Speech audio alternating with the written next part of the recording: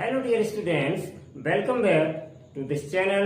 If you are visit this video for the first time, so please subscribe the channel and like, share this video also.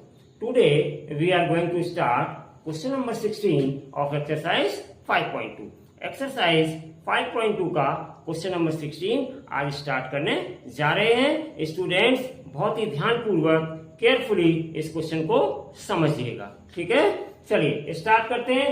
तो देखिए question है determine the AP. सबसे पहली बात यह है कि आपको एपी फाइंड करनी है। अभी तक आपने क्वेश्चंस किए हैं, उसमें एपी दी गई है, एन की वैल्यू फाइंड की हो या कॉमन डिफरेंस डी फाइंड किया हो, जो भी दिया हो फाइंड किया हो, ठीक है। लेकिन अब यहाँ पर क्या चीज है कि कुछ इंफॉर्मेशंस या some informations you have to given and find the arithmetic progression, ठीक है। यहाँ पर हमें एपी अर्थमेटिक प्रोग्रेशन को फाइंड करना है। whose थर्ड टर्म इज 16, जिसका थर्ड टर्म मीन्स A3 16 दिया गया है, ठीक है ना। And the seventh term exceeds the fifth term. Seventh term है वो एक्सीड कर रहा है फिफ्थ टर्म से कितना, बाई 12, यानी कि 12 अधिक है।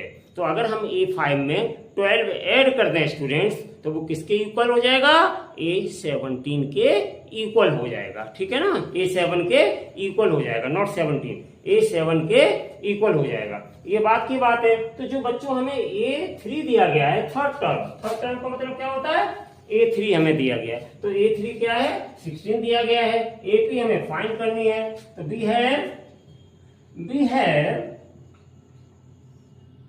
A3 equals to A plus 2D by the general form of arithmetic progression. तो ये फॉर्मूला होता है। तो A3 की वैल्यू कितनी है स्टूडेंट, 16 दी गई है। तो यहाँ पर हम क्या लिखेंगे, A plus 2D equals to A3 की जगह 16 रख देंगे और दिस इज इक्वेशन नंबर 1। इसको हम आगे यूज करेंगे स्टूडेंट्स, ठीक है ना। चलिए अब इसके बाद जो रिलेशन दिया गया है उस रिलेशन को हम क्वेश्चन के अकॉर्डिंग सेटअप करेंगे। Now according to question in short ATQ, according to question क्या दिया गया, seventh term exceeds, seventh term यानी कि A7 ये A5 से 12 अधिक है। तो स्टूडेंट्स अगर हम 12 ऐड कर देंगे A5 में तो ये A7 के इक्वल हो जाएगा। ध्यान दीजिए, ट्राई टू अंडरस्टैंड। A7 है वो एक्सीड कर रहा है A5 से 12 अधिक। इसका मतलब क्या है कि अगर हम A5 में 12 को ऐड कर देंगे तो वो A7 के इक्वल हो जाएगा स्टूडेंट्स, ठीक है। तो यहाँ पर अकॉर्डिंग क्वेश्चन हमने क्या रिलेशन बनाया, A7 equals to A5 plus 12।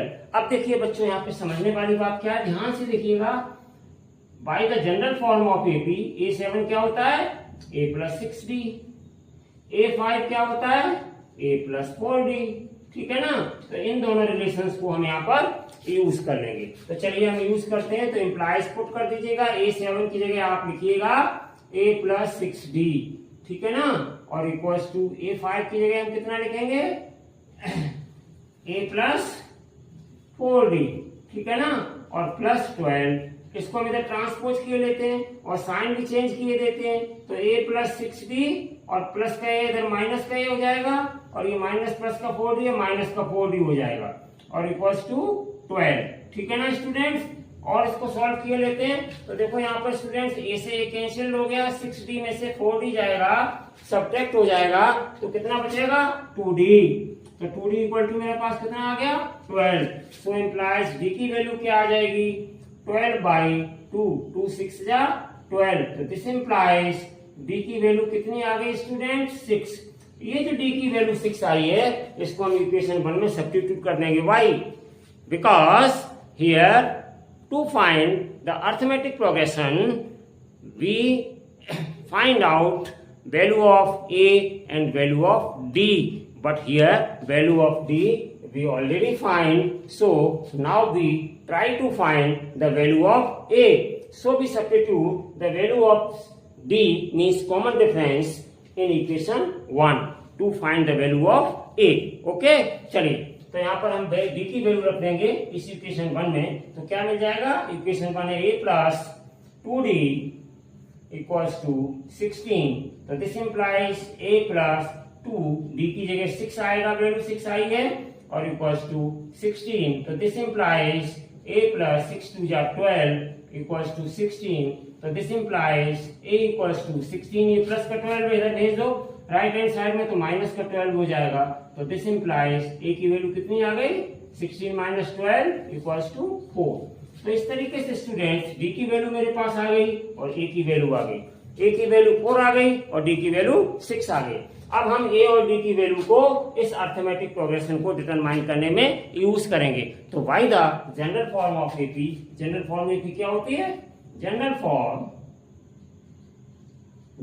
Form of AP क्या होती है स्टूडेंट्स, देखिए a plus d a plus 2d a plus 3d, ये आपकी जनरल फॉर्म होती है एपी की, ठीक है। a और d की वैल्यू सब्स्टिट्यूट कर दीजिए इसमें, तो दिस इंप्लाइज क्या मिल जाएगी एपी हमें, a की जगह हम 4 रखेंगे और कॉमा फिर a प्लस d है तो a की जगह 4 प्लस d की जगह 6 रखेंगे, फिर a प्लस 2d है तो a की जगह 4 d की जगह 6 रखेंगे, फिर a की जगह 4 प्लस 3 इंटू d की जगह 6 रखेंगे, एंड सो ऑन, इस तरीके से चलते चले जाएंगे।